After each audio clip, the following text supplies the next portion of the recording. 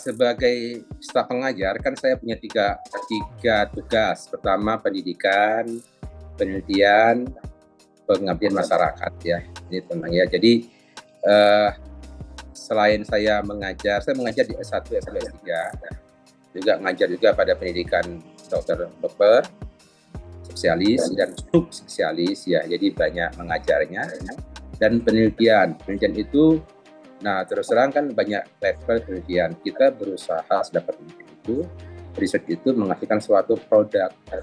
Karena kita tahu bahwa negara kita ini kalau Alkes itu data tahun lalu itu 95% itu impor loh. Besar banget. Nah, jadi kita berusaha berkontribusi lah supaya kita tuh punya produk-produk asli dalam negeri di bidang alat kesehatan. Nah, dalam hal ini sesuai dengan bidang ilmu saya, salah satunya kita mengembangkan produk atau kita mengembangkan namanya bank jaringan. Bank jaringan itu tempat kita itu menampung jaringan dari donor, kita proses, kita simpan, nah nanti diberikan kepada donor. Apa saja itu? Itu ada tulang, ya, ada urat, bahasa awamnya apa ya? Bahasa itu tendon, urat, tulang, urat, kemudian ini loh ari-ari bayi dari ibu yang melahirkan itu terbuang, itu kita simpan semua, kita proses. Itu sangat berguna untuk sebagai alkes kesehatan untuk membantu pasien.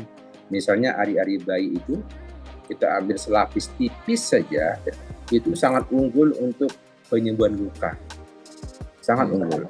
Ya, terus tulang itu kita proses sehingga untuk cangkok tulang, ya kita bisa menggunakan itu. Jadi fenomena yang kemarin yang tadi kita diskusikan, yang tulang bengkok segala macam, nah itu membutuhkan cangkok tulang itu.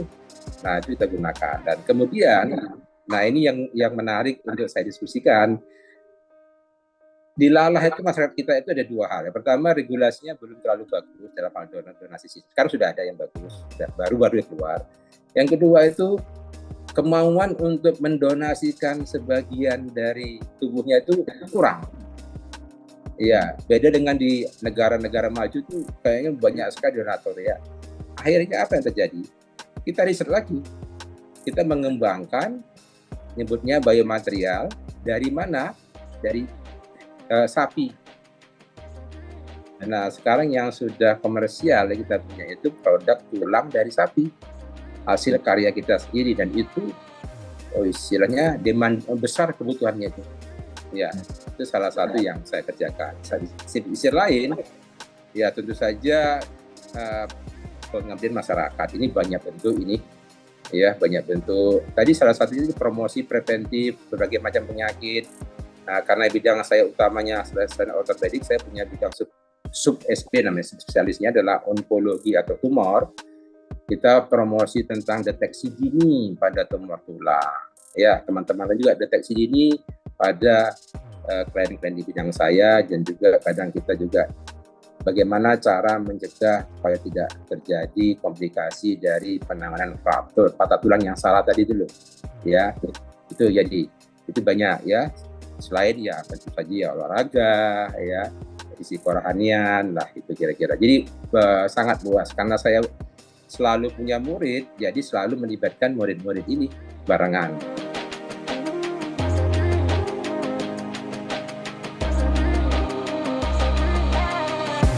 Pada awalnya waktu saya masih relatif muda, sekarang udah agak tua ya, main badminton. Sampai pada masanya ternyata tubuh ini tidak terlalu kuat ya, terutama di tendon Achilles saya itu suka sakit di situ ya. Sekarang berubah menjadi tenis meja ya, walaupun kadang-kadang itu tidak rutin karena kadang operasi panjang sampai sore sampai malam, akhirnya kelewatan. Tapi kita berusaha tetap olahraga. Nah, untuk di departemen saya di traumatologi itu untuk para peserta didik itu wajib olahraga. Bisa sama gurunya, bisa tidak. Maksudnya sama gurunya sama saya, bisa mereka mandiri, karena butuh fisik yang kuat. Sebagai ahli bedah itu butuh fisik yang sangat kuat ya. Nah, kita jadi berolahraga. Kalau saya sendiri sekarang tinggal tenis meja aja. Dalam ortopedik itu semboyannya, motonya itu adalah life is movement, movement is life. Jadi kita harus terus bergerak, jangan sedentari ya. Artinya di rumah saja, tidak kemana-mana ya. Tentu saja disesuaikan dengan umur lah dan kondisi fisik. Jangan terlalu ngoyo gitu ya.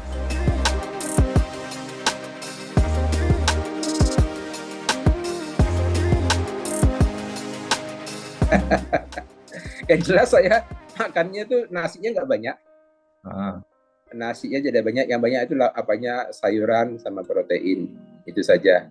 Kalau misalnya masih kurang, masih lapar, sayuran diperbanyak itu. Ya, tapi pola hidup ini mungkin sama dengan rekan-rekan ahli bedah lainnya. Pola hidup kita itu tidak sehat sebenarnya, karena pekerjaan itu makannya jadi nggak teratur, ya. Terus ada operasi situ malam hari, kadang sampai subuh gitu operasi. Tapi saya sudah mengurangi itu sih, ya.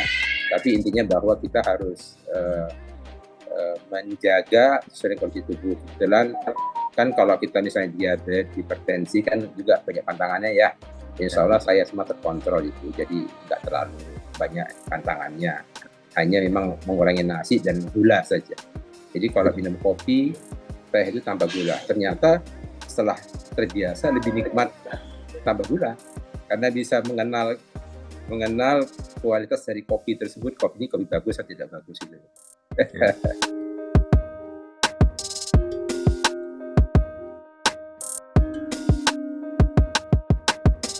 Yang paling penting fokus ya, fokus dan fokus. Yang kedua itu mungkin kita pernah mendengar dari orang-orang tua seperti kata pepatah atau apalah, gantungkanlah cita-cita setinggi langit, ya. Atau kalau ujian dapat nilai 10 itu perlu punya seperti itu yang setinggi-tingginya. Karena apa?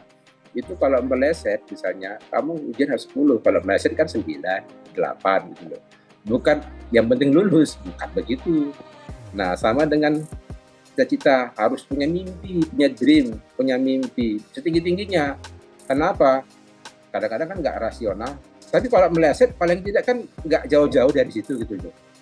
Tapi kalau apa ya, orang Jawa bilang itu opo jare, ya sudah apa adanya lah, itu yang susah itu. Ya susah. Jadi fokus dan harus punya mimpi untuk apa yang mau dicapai, dan mimpi itu insya Allah akan tercapai kok. Kalau kita walaupun tidak 100% lah ya, akan tercapai.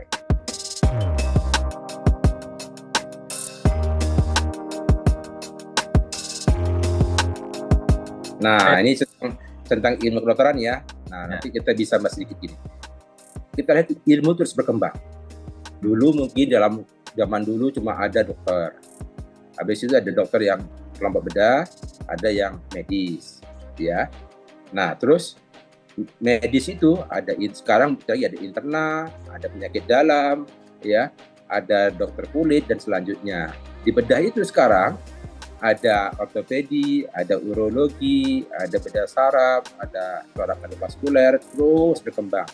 Nah, di ortopedi itu sekarang ada lagi cabangnya. Ada tulang belakang, ada bedah tangan dan microsurgery, ada bedah tumor, ada pediatri. Artinya ilmu itu tidak berhenti berkembang. Terus berkembang, ya. Dan saya yang sudah dari sisi akademik saya sudah mentok, artinya sudah sampai jenjang S3, guru besar. Kemudian dari sisi profesi juga sudah spesialis ya, yang sudah mentok juga. Merasa bahwa makin dalam kita belajar, makin banyak yang kita tidak tahu. Nah, itu nggak boleh sombong gitu. Ya, ternyata fenomena itu tidak ada habis-habisnya, Contoh aja lah COVID kemarin tuh, bagaimana kita bingung. Ya, ternyata itulah yang menyebabkan kita tidak bisa menutupi masih ada ilmu tadi, alternatif medicine tadi itu. Cuma harus dibuktikan, ya. Jadi tidak menghalangi begitu saja. Harus ada aturan-aturannya. Ya, begitulah kira-kira.